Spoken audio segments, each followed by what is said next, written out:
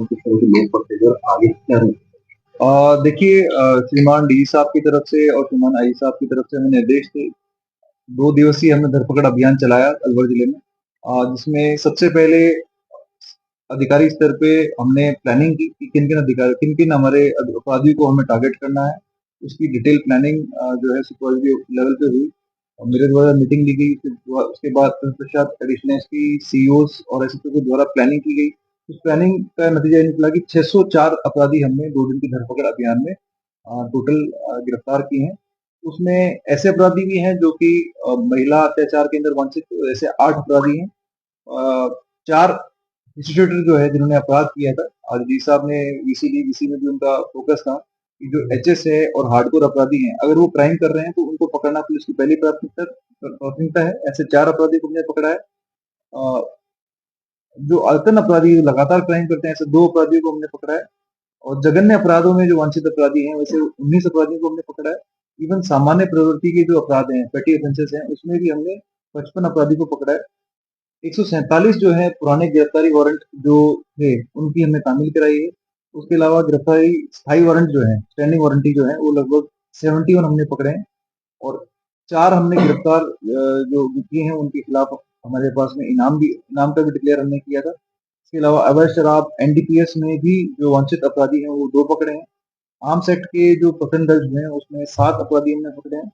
अवैध शराब के जो प्रकरण दर्ज हैं, उसमें 53 अपराधी हमने पकड़े हैं और एनडीपीएस एक्ट के तहत जो प्रकरण है, वो 2 हमने अरेस्ट किए हैं। इसके अलावा अन्य जो है प्रकरणों में हमने 26 अपराधी पकड़े हैं और टोटल 170 बीएनएसएस में हमने 204 अपराधी पकड़े हैं। कुल मिला के 604 अपराधी अलवर पुलिस ने पकड़े हैं।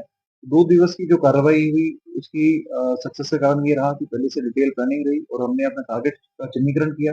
लगभग 532 स्थानों पर हमने दबिश दी और 400 प्लस पुलिसकर्मी इस पूरी रेड में शामिल थे। और इस पूरी रेड का टारगेट ये था कि अलवर पुलिस पूरी तरह से मुस्तैद है और आने वाले समय में जो भी अपराधी अलवर जिले के अंदर अपराध करने का जो है ख्याल रखते हैं, उनको पुलिस का सामना करना पड़ेगा। सबसे ज्यादा किस क्षेत्र में सबसे ज्यादा किस क्षेत्र में अपराधी? देखिए, पूरे सभी थाना क्षेत्र के सभी थानाधिकारियों ने इसमें कार्रवाई की है। उनका ब्रेकअप तो मैं आपको नहीं दे पाऊँगा, परंतु इतना ज़रूर कहना चाहूँगा कि हर थाने में कुछ न कुछ कार्रवाइयाँ हुई है।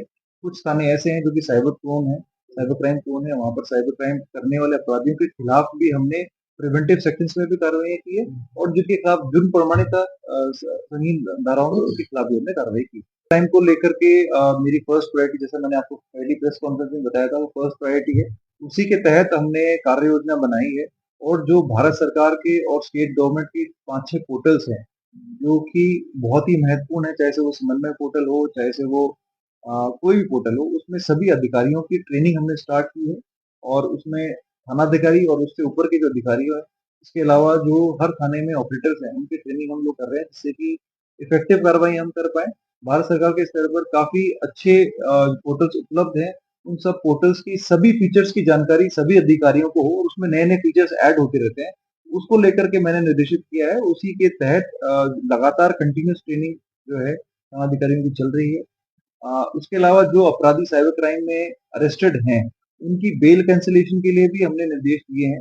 बहुत सारे अपराधी ऐसे हैं जो कि कोर्ट से बेल लेकर के बाहर आकर के वापस वही अपराध कर रहे हैं। इसका मतलब उन्होंने अपनी बेल कंडीशन का वायलेशन किया है। अभी रिसेंटली एक केस के अंदर माननीय सुप्रीम कोर्ट ने एक अपराधी को बेल दी है। इसमें साइबर क्राइम में अलवर पुलिस ने जो अपराधी है उसकी बेल डिस्ट्रिक्ट लेवल पे और हाई कोर्ट लेवल पे कैंसल कराई और माननीय कोर्ट ने कैंसल की। उसके तत्पश्चात जब वो सुप्रीम कोर्ट में गया तो माननीय सुप्रीम कोर्ट ने अपराधी को बेल जरूर दी है, परंतु जो कंडीशन इम्पोज की है वो बड़ी सख्त कंडीशन इम्पोज की है, क्योंकि हमारी तरफ से सख्त पैरवी थी कि ये अपराधी वापस अपराध कर सकता है। इसलिए माननीय सुप्रीम कोर्ट ने उस व्यक्ति को अपना पासपोर्ट जमा कराने के लिए हिदायत दी है। उसके अलावा उसको अपना इलाका ना छोड़ने के लिए बेल कंडीशन में रखा है और उसके अलावा हर सोमवार को उस व्यक्ति को एसएचओ संबंधित को रिपोर्ट करने के लिए कहा है। तो आने वाले समय में भी ये जो ऑनरेबल सुप्रीम कोर्ट का ऑर्डर आया है, उसका इम्पैक्ट आएगा। अपराधियों को पता चलेगा कि जब बेल आपकी सुप्रीम कोर्ट तक जाकर के हो रही है, काफ़ी मैटर में ऑनरेबल सुप्रीम कोर्ट ने बेल कैंसल भी की है। तो ये जो अपराध है, इसको लेकर के हम लोग ना केवल चालान स्टेज पे बल्कि केस ऑफिसर स्कीम में लेकर सजा तक लेकर के जाएंगे, ये हम लोग प्रयास कर रहे हैं। अभी अभी एक ये जो सुप्रीम कोर्ट का ऑर्डर आया है, मुझे लगता है कि इस ऑर्डर के बेस पर न्यायालय में, चाहे वो डीजे कोर्ट हुई या हाई कोर्ट हुई, इस सुप्रीम कोर्ट के केस को भी हम लोग माननीय न्यायालय के समक्ष रखेंगे।